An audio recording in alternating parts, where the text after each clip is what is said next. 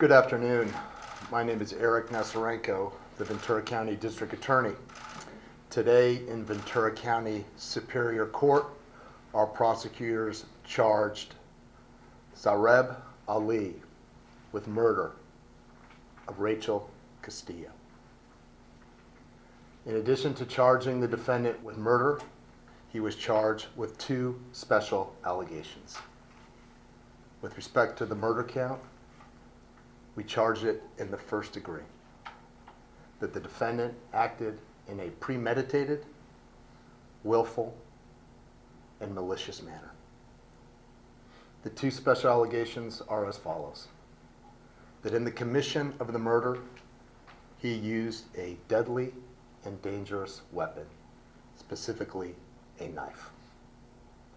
We have also alleged a special circumstance, that prior to and during the commission of the murder, he is alleged to have laid in wait. Now, this is the state of the evidence as we know it today. This case is still evolving. Witnesses are being interviewed, facts are being gathered, and additional information is being learned.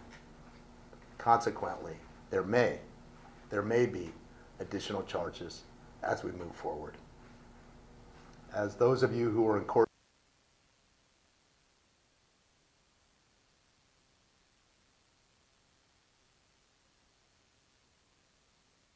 a special circumstances first-degree murder charge. This case has been assigned to one of our most talented, experienced, and seasoned homicide prosecutors, Courtney Lewis. We have quickly, sadly, and tragically moved from a missing person investigation under highly suspicious circumstances to a homicide investigation, and today, this afternoon, to the filing of murder charges. We wouldn't be here today without the hard work, dedication, and teamwork of our law enforcement partners, many of whom are in this briefing room as I speak. The Simi Valley Police Department, its Detective Bureau, many of whom join me today, along with the crime scene investigators, have worked tirelessly and nonstop since last Thursday evening, oftentimes without sleep, utilizing tenacity, strong investigative tactics and skills, and also employing contemporary investigative techniques and methods. They worked with the Ventura County District Attorney's Office, the Federal Bureau of Investigation Evidence Recovery Team. They worked with the San Bernardino Sheriff's Department, the LA County Sheriff's Department, to make sure this person was apprehended and brought to justice. I can't thank the men and women of the Simi Valley Police Department and all the law enforcement partners enough.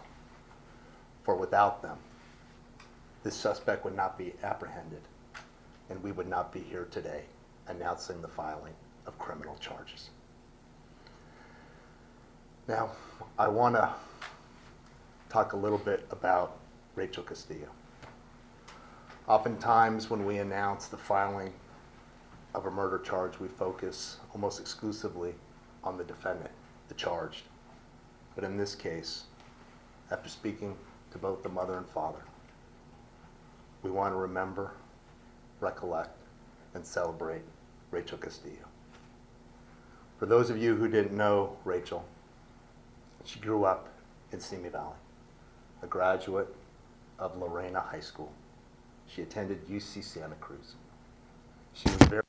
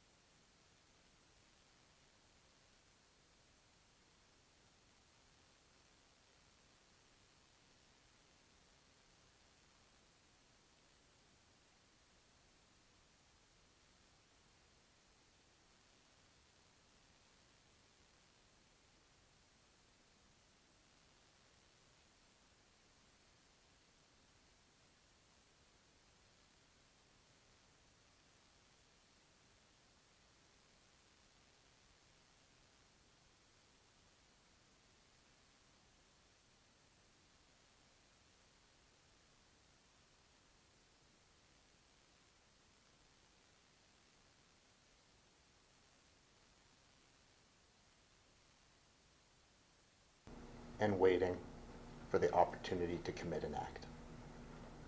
So he was waiting at her apartment, is the belief on that night?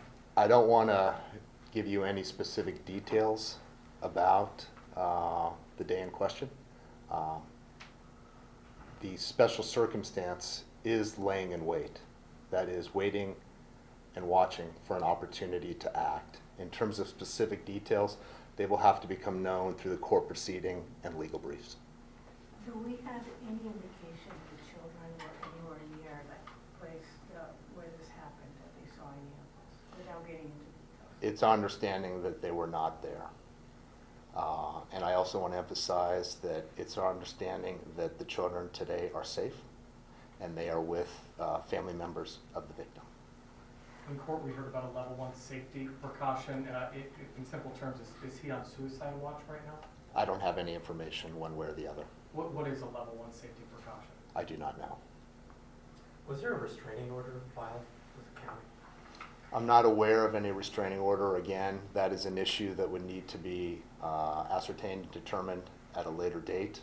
I can share with you that a preliminary review of the defendant's criminal history suggests, at least locally and statewide, that he did not have any prior arrest or convictions.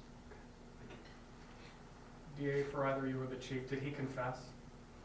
Did he confess to committing this act?